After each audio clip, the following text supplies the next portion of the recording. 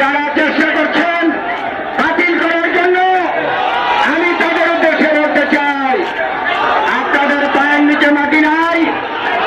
আপনারা আজকে এদেশের জনগণ এই সরকারের হাত থেকে, এই ফ্যাসিবাদী, এই স্বৈরাচারী সরকারের হাত থেকে এই দেশকে মুক্ত করার জন্য আজকে জনগণ যখন রুখে দাঁড়িয়েছে, তখন আজকে এই ষড়যন্ত্র।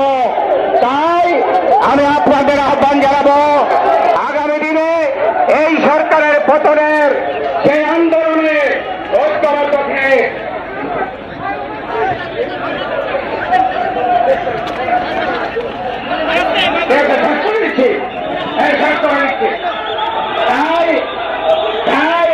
আজকে আমি সেই আন্দোলনের ডালতে আমার বক্তব্য শেষ করছি। আল্লাহ হাফেজ।